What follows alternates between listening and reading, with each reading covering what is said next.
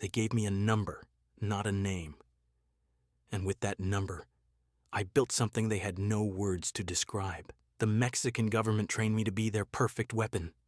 Then they lost complete control of it. That was their only mistake. I was born in Tamaulipas, a state where the government existed only on paper. The only real law was the one you made yourself. My father left when I was 6. My mother cleaned houses until her hands cracked and bled every single winter without complaint. I understood poverty before I understood language. Hunger was my first teacher. It had only one lesson: weakness is always a choice. The first men I respected didn't carry diplomas. They carried rifles. When they walked into any room, every other man became smaller. Sitting in that dirt, I made one decision. I would never again be the one on the ground looking up at someone else's boots. She never complained once in her entire life. She accepted everything and kept moving. That was the hardest thing I ever had to watch. She died the year I turned 13. No doctor came. No insurance existed. She died in the same silence she had always lived in. I buried her with borrowed money. At that grave, I made the only oath that has ever mattered to me. Never again. I left that village with nothing in my hands. No money, no family, no connections. Just a name nobody in the world knew yet. 1993. I walked into the Army recruitment office in a town I had never visited. 3 hours later, I walked out a soldier. They placed me in GAFE, Mexico's most elite special forces. The best soldiers in the country. Inside that unit, I became the best of all of them. We trained in the mountains for weeks without stopping. 4 hours sleep a night. They taught us to disappear, to track, and to kill silently. I studied the cartels from the opposite side of the table. Their roots, their money, their mistakes. I was supposed to destroy them. Instead, I learned to build one. 1997. 31 of us made the same calculation that night. $300 a month in uniform, $300,000 outside of it. We walked away. Ociel Cardenas needed a private army. We needed a purpose matching our training and ambition. The meeting in that alley lasted exactly 11 minutes. The border was just a line drawn by politicians who never stood on that ground. We crossed it with rifles and returned every time with cash. Nuevo Laredo, the most important drug corridor into the United States. Every kilogram crossing that bridge had a price. We were the ones collecting every cent of it. We were not street criminals who got lucky. We were the Army's finest soldiers. That distinction alone made us more dangerous than anything the cartels had ever produced. By 2001, we controlled the plaza completely. Every kilogram moving through Nuevo Laredo we knew about in advance. We taxed every shipment, no exceptions, ever. We controlled judges, police captains, and mayors across multiple states, all on the same payroll. The law was not something that stopped us. We wore it. By 2004, the Gulf Cartel controlled northeastern Mexico, and we controlled the Gulf Cartel from inside. Every order passed through our hands first. The muscle became the brain. Sinaloa had billions and decades of routes. We had something they could never buy, soldiers with absolutely no fear of death. That is what wins every war. Politicians came to my office. They chose every word carefully because they understood I was not asking for cooperation. I was informing them of the arrangement. We laundered billions through quarter horse racing empires in Texas, entire dynasties built with cartel money inside prize winnings. $1 billion through American banks in the daylight. They called us drug traffickers. But drugs were only the currency.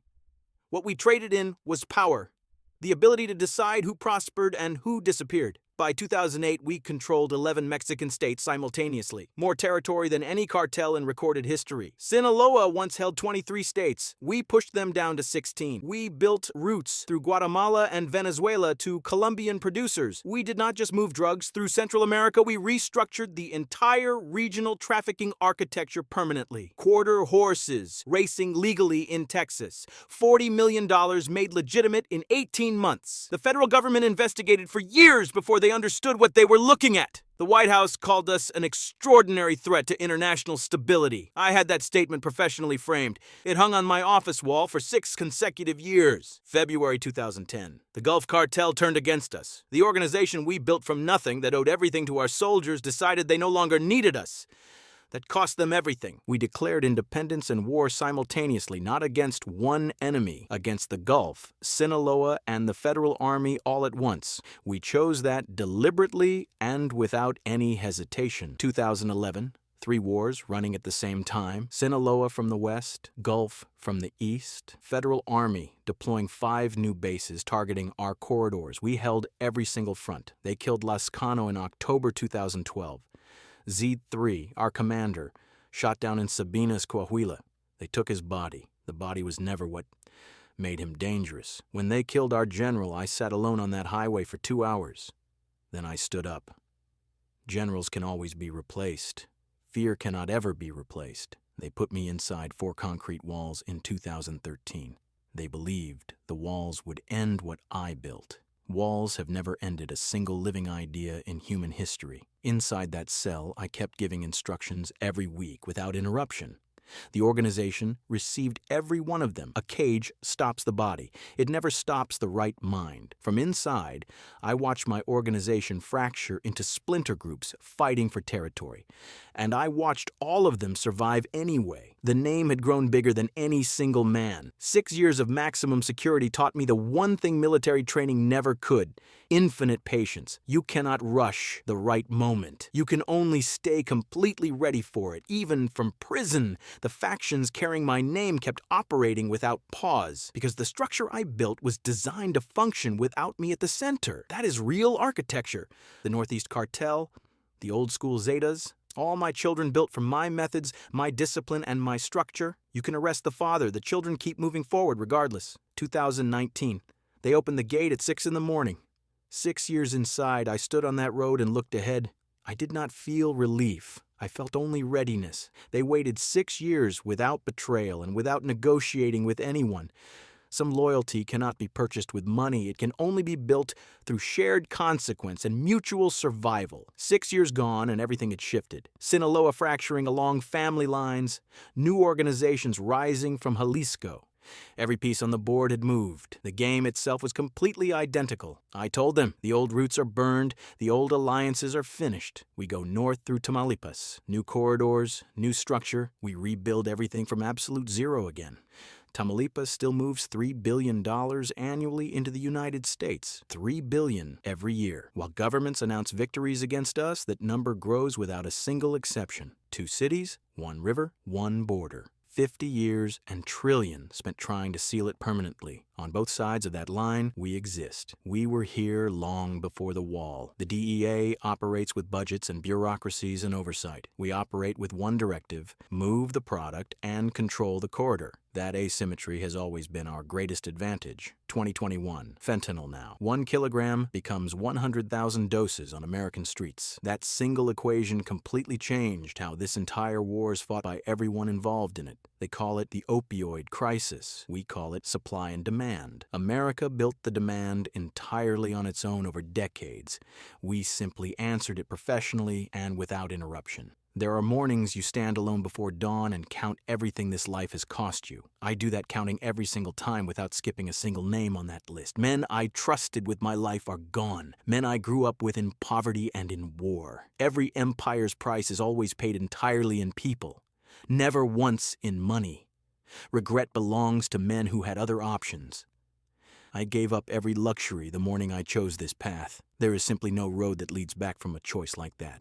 I came back to the same bunker, same cracked walls, same single bulb on a wire, a different war waiting outside, but always the exact same enemy standing in front of me: time. Sinaloa's leaders sit in American courtrooms today. El Mayo arrested, El Chapo serving life, every one of them inside the same kind of cage they once believed would never hold them. Every king who fell believed he was the last one standing. There is always someone standing after the smoke clears and the courtroom's empty and the headlines move on to something else. You cannot defeat an idea by arresting the man who first spoke it. The idea survives the arrest, the trial, and the grave. It has always worked exactly this way throughout history. 50 years, trillions spent, entire agencies built for the single purpose of stopping us permanently, and we are still here today, completely unchanged, unbroken, and still moving forward.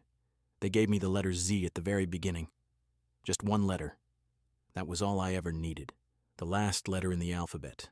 Because after Z there is nothing left.